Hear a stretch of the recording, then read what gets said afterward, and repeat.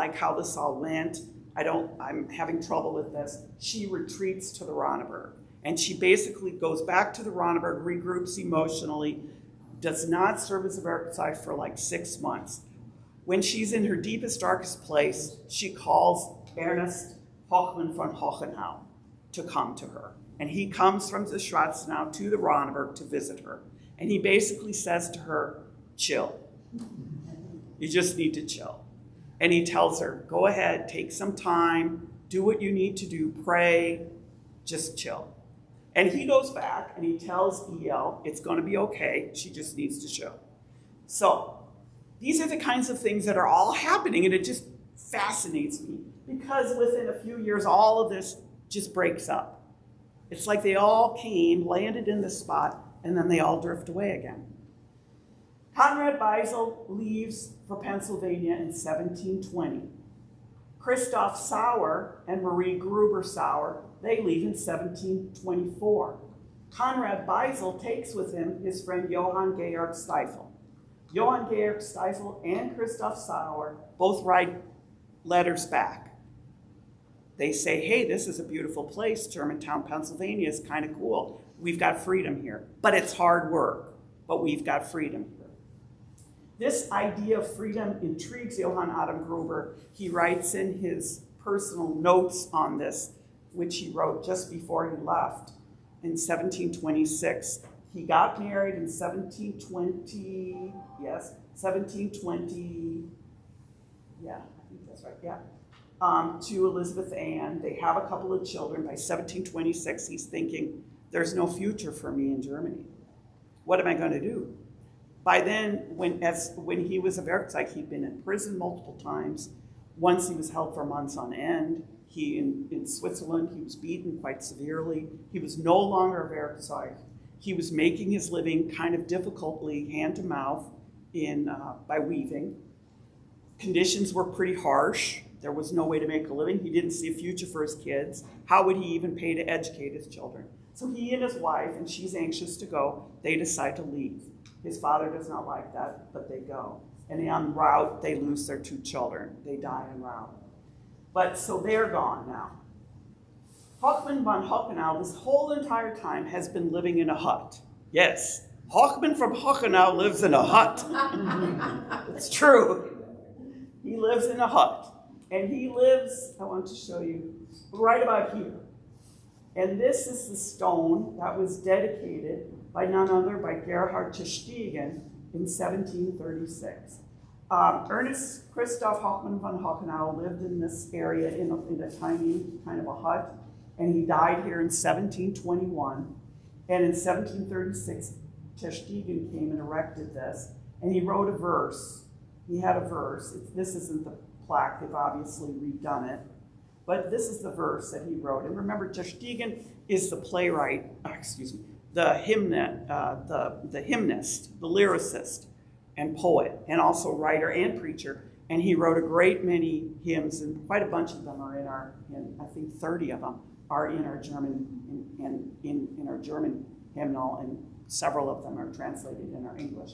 And this is what it says. How tall is the man now, who, childlike in faith and heartfelt, full of love, fostered Zion's royal splendor, and therefore truly suffered, until his spirit finally flew there and left behind this ruined hut. And they were very close. He studied Ernst Hochmann from Hochenau, Gerhard Tersteegen, and so felt compelled to put this up in his memory. I want to go back here. So he passes away. Eberhard Gruber becomes very ill. He dies here in Schwarzenau in the same house where he was sheltering in 17, I have that on here. Yeah, he dies in 17, is it 26 or 28? 28. His, as I mentioned last winter, Johann Adam does get back to visit him before he dies and they reconcile. He is attended, as I mentioned a couple times, by Dr. Samuel Karl. Dr. Karl is a very interesting figure. Here's a picture of Dr. Karl. Learned man. He was a very, very well-known and very renowned physician. And he was called, let me get to my notes on him exactly so I don't misstate this. Okay, he was a dear friend and supporter of J.F. Rock and Eberhard Gruber. He is mentioned multiple times in our community history.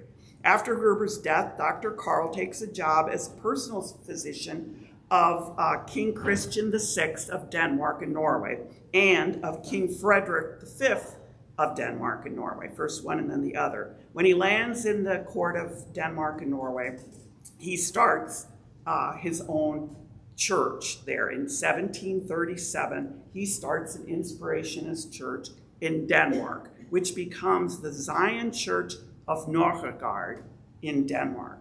And branches of that still exist, though they have different names. And I've tried to look for them, and it is very difficult because they have changed their names a couple of times. I don't know for sure if a branch that exists to this day, but a person who was affiliated with this Dr. Carl's church visited our community in 1978. He spent several days here. He met, his name was Johannes Talitzer, and he met with Glenn Wendler and my mom and a few other people. He was a very interesting character, and he was a person who had mystical ability, and he had met and prayed with Glenn and talked with him about our spiritual community and their spiritual community. Now, why do I have this particularly garish movie poster here? His son, Dr. Johannes Carl, this is his son. His son's name is grandson, is Johann Friedrich Streuensee. Dr. Carl's daughter married a preacher by the name of Streuensee. And Streuensee, as you might imagine, was a pietist. And he actually was a friend of Johann Adam Gruber, and they exchanged letters while Johann Adam was in Pennsylvania. His son, this is this man, Johann Friedrich Streuensee, was a physician like his grandpa. His dad was a preacher, but his grandpa was a physician. He becomes a very well-known physician in Europe, and like his grandpa, is invited to become the court physician to King Christoph VII. King Christian VII has a mental breakdown. His princess, his wife, Princess Caroline, who was English, becomes very much involved with Dr. Johann Friedrich Streuensee. He is a huge believer in freedom of the press and freedom of religion, which are, of course, very important to the pietists and important for all those people that we've just been discussing. They have an affair. This is turned into a movie, which won the Academy Award in 2012. So strange facts. But this man, Johann Friedrich Streuensee, is the grandson of Dr. Samuel Carl, who is a good friend of Johann Friedrich Rock and Johann Adam Gruber and Eberhard Gruber. So there you have it. And he ruled Denmark very briefly for a period of about 18 months and then was murdered. But during those 18 months was able, with the Princess Caroline, to rule together. And he was able to enact all kinds of reforms in the education system, the healthcare system, the religious system of Denmark, some of which remained even after he was murdered. So, all sorts of unusual little stories.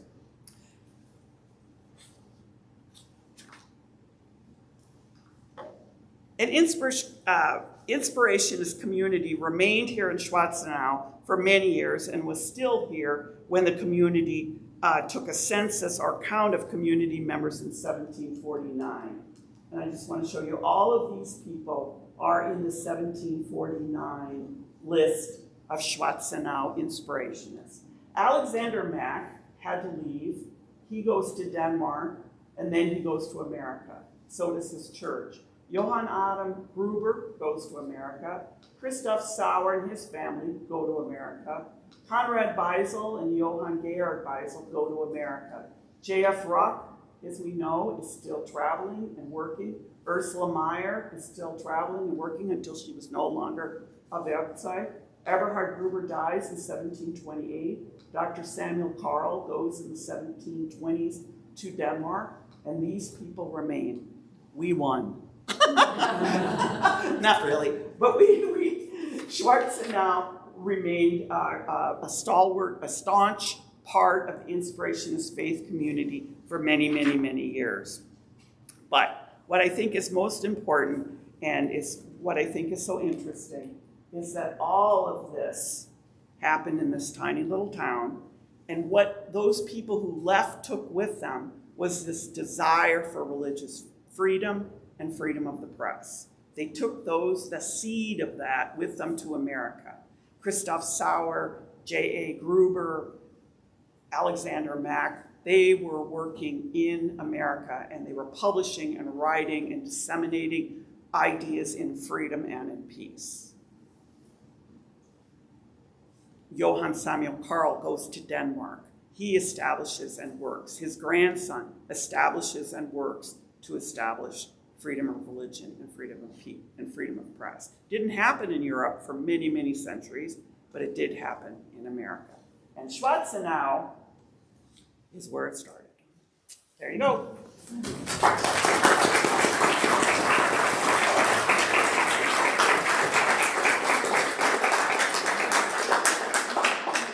So next week we're going to hear about 1833 and Christian Metz, and we're going to hear about E.L. Gruber and his questions.